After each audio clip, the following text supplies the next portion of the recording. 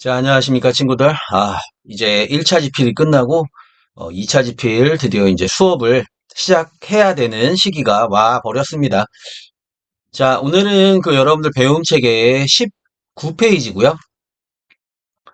수치체제와 경제생활, 이제 경제와 관련된 새로운 단원이고, 오늘은, 이후 삼국시대부터 이 고려에 이르는 시기에 수치체제, 그리고 경제와 관련된 내용을 한번 얘기해 보도록 하겠습니다. 정리는, 삼국, 그리고 남북국 시대, 그리고 고려, 요렇게 정리가 되어 있습니다. 확대를 해서 보면서 한번 살펴보도록 하겠습니다. 삼국시대에 지금 남아있는 어떤 기록에 의거해서 지금 살펴보는 거겠지요. 기본적으로 우리나라는 역대 이제 이런 왕조들이 왕토 사상을 갖고 있었어요. 모든 땅은 다 왕의 땅이다. 해서 실질적으로 그 토지를 소유하고 있는 이걸 우리가 소유권이라고 얘기하지 않습니까?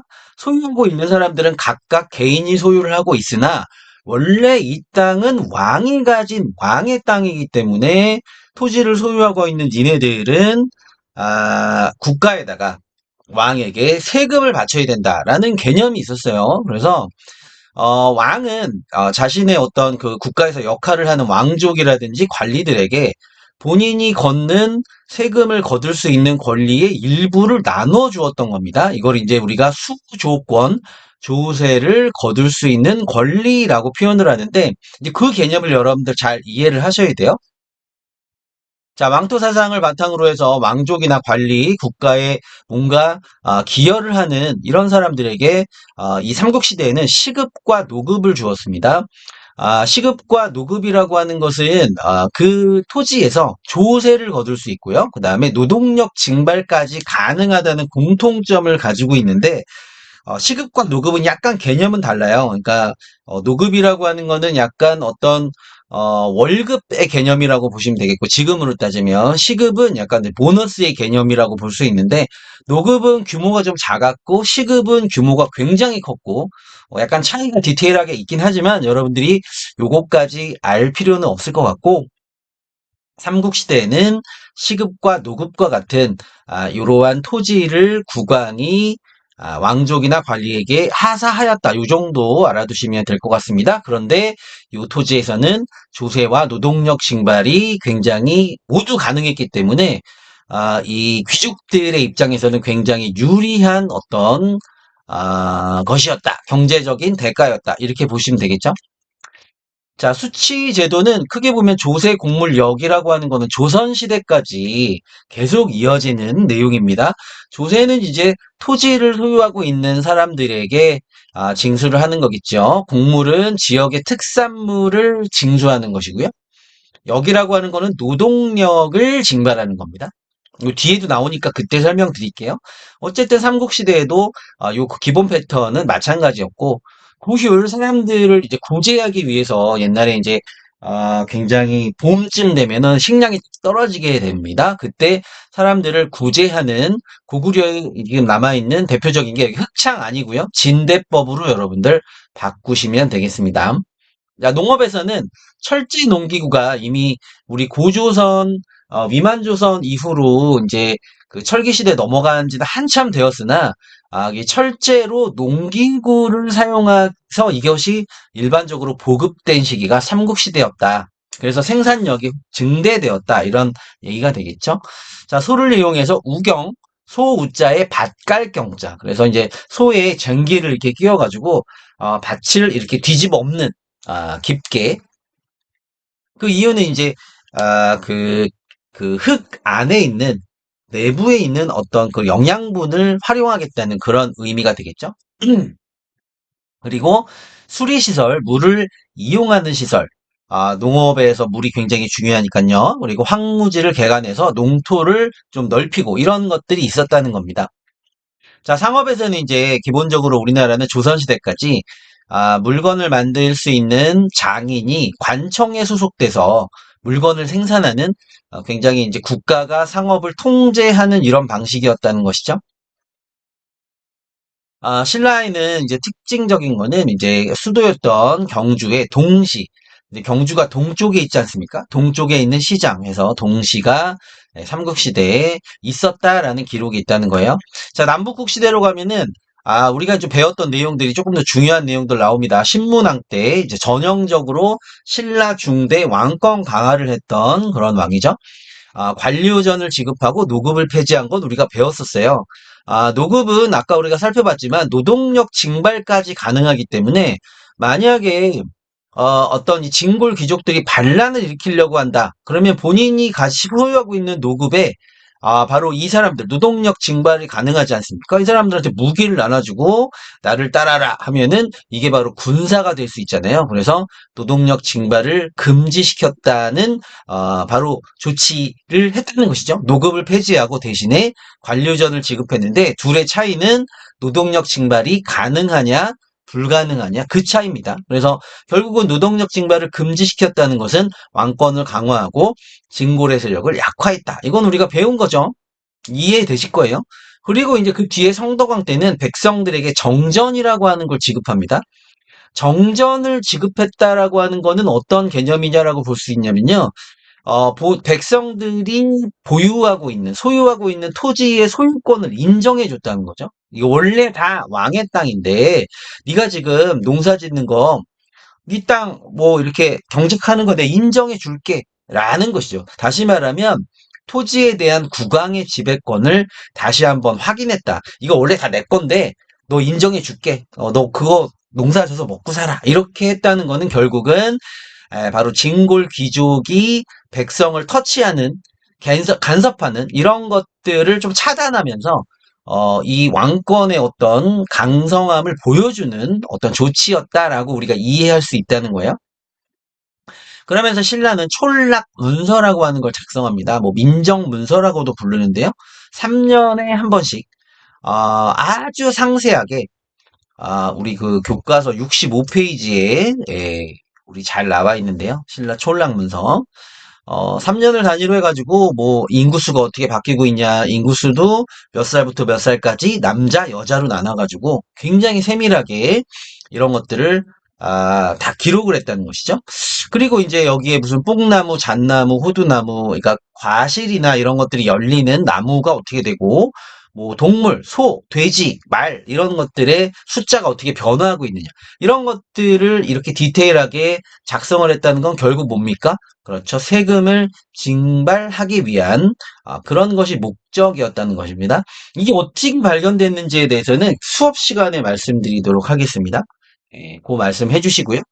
자, 이제 통일신라 때는 금성 외에도 동시가 설치된 것 외에도 서시나 남시, 이제 영토가 넓어졌기 때문에 이런 어떤 시장이 마켓이 더 추가되었다는 것이고 신라방, 뭐 사포, 장보고의 청해진 이게 이제 무슨 말이냐면 교과서 65페이지를 보시면요.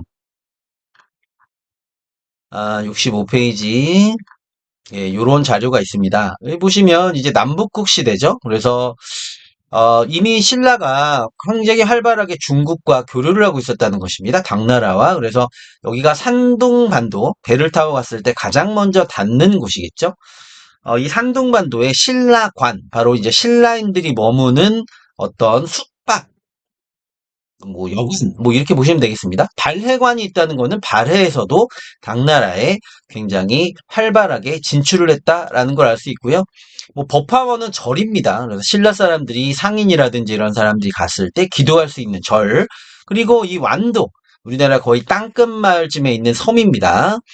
여기에 이제 장보고가 청해진을 설치해서 일본과 중국 사이에 딱 위치했잖아요. 그래서 중개무역에서 굉장한 이익을 얻었다는 것이고 여기 사포라고 하는 데가 지금의 울산입니다. 그래서 경주 바로 옆에 있는 항구. 그래서 이따가도 나오지만 국제무역항은 당시에 당연히 수도에 가장 많은 인구가 위치할 거 아닙니까? 그래서 수도에서 가장 가까운 항구가 국제무역항이 된다. 라는 말씀, 이 정도 확인하도록 하겠습니다. 자, 보고 봤고요. 이게 지금 통일신라의 내용이다라는 정도 살펴보시면 되겠고, 이제 고려로 가겠습니다. 고려는 좀 복잡합니다. 여기 벌써 보시면 이게 뭐가 있냐면, 이제 전시과 관련된 내용이 나와요. 이 전시과가 우리 교과서에 어디에 있니? 66페이지에 있네요. 여기 전시과. 이게 상당히 좀 중요하거든요. 그래서, 66이라고 했나요? 네, 다시 한번 확인해 보도록 하겠습니다. 66페이지가 맞네요. 여기 보시면, 요렇게 같이 이제 적어 두시고요. 예, 저장을 하도록 하겠습니다. 예.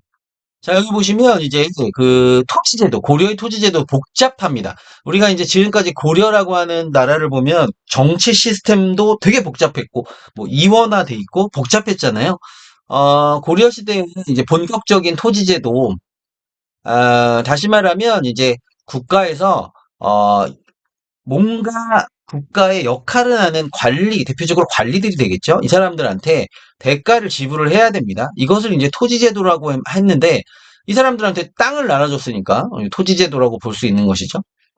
태조 왕건 때는 공신들, 공을 세운 신하, 바로 이 고려라고 한 나라를 세울 때 큰 공을 세운 공신들에게 토지를 나눠줬습니다. 그래서 그 토지에서 10분의 1의 세금을 징수할 수 있는 권리, 바로 뭘 준 겁니까? 소유권이 아니라 수조권을 줬다는 것이죠. 여기 있죠?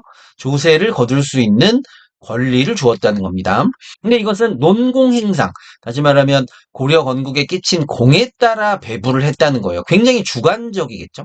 그러다가 이제 이 전시과라고 하는 시스템이 만들어지게 되는데, 이게 이제 경종 때 만들어집니다. 그래서 시작되고 정해진 정식과다. 그래서 시중전식과, 시작되었다라는 의미고, 이게 나중에 목종 때 개정은 뭔지 아시죠? 바뀌게 돼요. 예, 그래서 그걸 개정정식과라고 하고, 그게 개정된 게 또 한 번 바뀝니다. 그래서 다시 경자를 써서 경정전식과, 이제 이렇게 어떤 변화가 있었던 거죠. 예, 그래서 요 변화가 어떻게 됐는지에 대해서 한번 살펴보겠는데, 전식과라고 하는 이름 자체가 전지와 시지에서 나온 말이에요. 밭전자, 뗄나무 시자. 다시 말하면 농사를 질 수 있는 토지 전지와 뗄나무를 구할 수 있는 시지. 지금은 이제 우리가 난방을 그렇죠. 뭐 다양한 형태로 하지만 옛날에는 나무를 떼서 난방을 했기 때문에 이 나무를 구하는 야산, 산을 소유한다는 거 굉장히 중요한 거였거든요. 그래서 뭐 열매도 얻을 수 있고. 그래서 전지와 시지로 나누어서 등급에 따라서 이제 관리들에게 지급을 한 건데요. 소유권을 준 게 아니고 이 땅에는 이미 이 땅 주인들이 농사를 짓고 있잖아요. 그래서 소유권이 아닌 조세를 거둘 수 있는 권리를 준 것이다. 이거는 삼국시대, 고려, 조선 다 마찬가지입니다. 세습이 불가능하고 이제 관리들도 계속 죽고 다른 관리가 되고 이러기 때문에 반납을 해야지 또 다른 사람한테 줄 수 있을 거 아닙니까? 그래서 반납하는 게 원칙이었는데, 문제는 이제 무신정변 이후에 국가 시스템이 붕괴된 이런 시기에는 이러한 반납하는 것이 무시되었다는 겁니다. 그러니까 이제 새롭게 관련된 사람들한테 나누어 줄 토지가 부족해지는 현상이 나타나겠죠. 예, 그 얘기가 여기 나옵니다. 자, 중요한 건 이제 시정, 개정, 경정전식과 특징이 무엇이냐? 시정전식과는요, 관리의 인품과 관품에 따라서 나누어졌습니다. 전현직 관리 모두에게, 그러니까 전직 관리한테도 이걸 줬다는 거예요. 현직 관리 당연히 줘야 되고, 현재 지금 관리인 사람이 현직 관리고, 전직 관리는 전에 관리를 하다가 관둔 관리가 되겠죠. 근데 이제 기준이 관품, 관리의 어떤 품계에 따라서 1품, 2품, 3품 당연히 이걸로 해서 줘야 되는데, 시정전시과 때는 인품이 반영되었다는 겁니다. 이거 굉장히 주관적이잖아요. 그죠?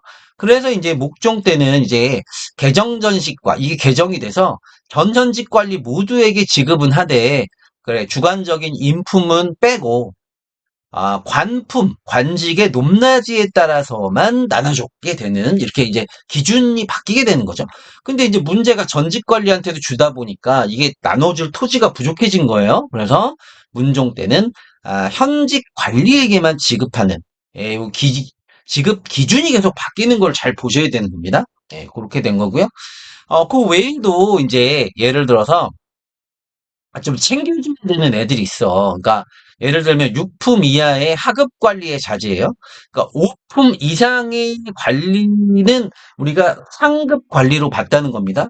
이 사람들한테는 예를 들면 음서나 뭐 이런 거 혜택도 있었고 그랬는데 이 6품 이하의 하급 관리의 자식이야. 그러니까 얘가 뭐 과거 시험 준비를 했겠죠. 근데 관직에 오르지 못했어. 좀 무능해. 그러니까 얘는 아버지는 관리였기 때문에 뭡니까? 사회적 지위가 있잖아요. 그래서 야, 그래도 니네 아버지 원래 이 현직 관리가 죽으면 저기 이제 그 이게 반납을 하는 게 원칙 아닙니까? 근데 이제 얘가 그래도 관리의 아들이었기 때문에 최소한의 어떤 그 뭐라고 하죠? 사회적인 지위를 유지하라는 차원에서 한인전이라고 하는 토지를 줬다는 거예요. 그러니까 참 한미한 인간에게 줬던 토지다. 뭐 이렇게 봐야 되나요? 예, 뭐 이렇게 이해하시면 되겠고 구분전이라고 하는 거는 관리나 군인이 죽었어. 그러면은 죽으면 어떻게? 반납이 원칙이에요. 그런데 이제 그 유가족은 그 뭘 먹고 살아? 가족은. 그래서 그 유가족을 위해서 구분전이라고 하는 토지를 줬다는 겁니다. 그리고 이제 군인전. 군인들께 줬겠죠? 근데 이거는 가능했어. 왜냐? 아버지가 군인이면 그 아들에게 군역이 세습되었어. 그러니까 아버지가 군인이면 아들은 그냥 뭐 볼 거 없이 그냥 얘는 군인을 해야 되는 거예요. 그 역할이 세습됐기 때문에 자연스럽게 토지도 세습됐다. 이렇게 이해하시면 되겠습니다. 조금 헷갈리죠? 자, 민전이라고 하는 거, 백성 민자니까 바로 성유지가 되겠죠? 백성들이 보유한 토지다. 그래서, 이것은 상속, 매매, 혹은 뭐 개간을 통해서, 예, 원래 이제 농지가 아니었던 땅을 개간하면 그게 이제 내 땅 소유권이 나한테 될 수 있었습니다. 자, 국가 소유가 아니었다는 것이죠. 바로 전시과 더불어서 토지제도의 근간이 된 그러니까 소유권을 기준으로 했을 때 모든 땅은 다 민전 아니겠습니까? 근데 이것을 수조권을 기준으로 했을 때 이렇게 수조권을 국가가 갖고 있느냐 아니면 개인에게 나누어졌느냐에 따라서 이렇게 분리가 됐다는 거예요. 이해하기가 조금 이게 좀 쉽지는 않습니다. 좀 어려워요. 그래서 수조권은 대신에 국가가 소유한 게 이제 민전이다. 이렇게 이해를 하시면 되겠습니다. 조금 이거는 수업 시간에 보충 설명을 드리도록 하겠고요. 자, 그러니까 세금을 걷기 위해서는 토지제도와 호적을 작성했다. 그럼 기준이 있어야 되니까. 그래서 토지대장, 그리고 사람들에 대해서 뭐, 이 집에는 몇 식구가 살고 남자는 몇 명이야? 세금을 그래서 어떻게 걷어야 돼? 이런 것들을 호적을 통해서 파악하고 있었다는 거죠.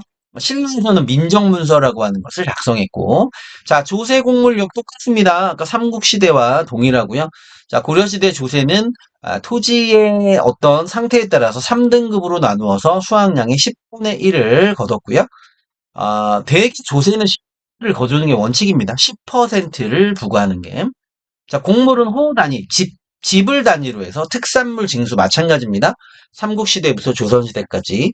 여기 보는 노동력을 징수하는데 남자가 대상이고 너무 어리거나 나이가 너무 많은 할아버지들은 뺐어요. 그래서 16세를 넘고 60세가 안 되는 사람들을 대상으로 군사적인 역할을 맡기거나 아니면은 노동력을 징발해서 뭐 성을 쌓거나 일을 시키는 걸 유역이라고 하죠. 이렇게 구분이 되어 있었다는 건 거의 뭐 동일합니다. 자, 경제생활, 농업 부분에서는 개관과 간척을 굉장히 장려해서 강화도 같은 경우에 여러분들 보면 강화도가 원래는 여기가 갯벌이 굉장히 유명하잖아요. 이 갯벌을 매립을 해가지고 이렇게 원래는 바다였던 땅을 이렇게 확보한 겁니다. 이게 고려시대 때 특히 몽골 침입을 받아서 수지를 강화도로 천도했을 때 식량 확보하기 위해서 이렇게 영토를 많이 넓혔다는 거예요. 예. 다음 이제 뭐 시비법. 시비법이라고 하는 거는 이제 거름을 주는 방법입니다. 요것도 수업 시간에 좀 자세히 말씀을 드릴게요. 우경, 아까 얘기했던 소를 이용해서 쟁기를 달아서 깊이 밭을 가나 없는 거죠. 요런 것이 일반화되었다. 이게 삼국시대부터 했는데 일반화되었다는 거고요. 밭농사에서는 2년 동안 세 가지 작물을 돌려짓는 그리고 이제 남부 일부 지방, 고려 말기에 모내기법이 이제 조금씩 보급되기 시작했다는 겁니다. 자, 목화가 들어와요. 목화는 먹는 게 아니죠. 여러분들, 코튼, 여러분들 면티, 그 면 아닙니까? 그래서 이 솜으로 굉장히 좀 겨울에 옛날에 추웠기 때문에 보온을 이제 단단하게 할 수 있는 이런 굉장히 중요한 그 식물이었는데 이게 이제 중국의 이제 문익점이 갔을 때 이걸 본 거예요. 막 이렇게 막 하얀 손뭉치처럼 막 피어 있는. 그래서 그냥 이거를 고려 사람들 얼마나 따뜻하게 입을 수 있을까 옷을 해가지고 이제 이거를 수입품이라고 해요. 수입이 아닙니다. 좋은 말로 이제 도입이라고 할게요. 여러분들 잘 아시겠지만 이 목화가 어떻게 들어오게 됐는지도 수업 시간에 자세히 말씀을 드리겠습니다. 어쨌든 목화가 처음 들어온 게 결국은 언제냐? 이것이 고려 후기입니다. 이제 조선 시작되기 바로 직전. 자, 수공업은 이제 조선 고려 비슷해요. 전기에는 관청 수공업, 후기에는 민간 수공업이 발달하는데 하나 플러스를 하면 전기에는 향부곡 소할 때 그 소수공업이 발달했다는 것이고요. 후기가 되면은 사원 바로 절에서 물건을 만들어서 파는 사원 수공업이 발달했다는 겁니다. 무역은 아까 선생님 말씀드렸죠? 수도 바로 옆에 있는 바로 이 항구가 바로 이제 그 국제무역항이 되는데 개경의 시전이라고 하는 수도에 시전을 설치한 거는 이 조선이랑 똑같아요. 조선도 한양에 시전을 설치해서 시전 상인들이 활발히 활동을 했었죠. 고려의 이제 국제무역항은 병란도입니다. 개경과 가까운 무역항이었는데 여러분들 지도를 보시면 병란도 어디 있습니까? 바로 수도 개경에서 가장 가까운 항구였다. 항상 이제 이게 이제 공통적이에요. 어느 나라든지 간에. 왜냐면 수도에 가장 많은 인구가 위치한다. 소비를 할 수 있는 소비자들이 가장 많이 거주하고 있기 때문에 돈 많은 사람들이 그렇기 때문에 당연히 국제무역항 이렇게 비싼 물건들을 소비할 수 있는 수도 바로 가까운 항구가 국제무역항이 되었다. 이렇게 이해하시면 되겠습니다. 예, 이번 시간은 이 정도로 해서 마무리를 하고 다음 시간에 또 조선 얘기를 해보도록 하겠습니다. 안녕.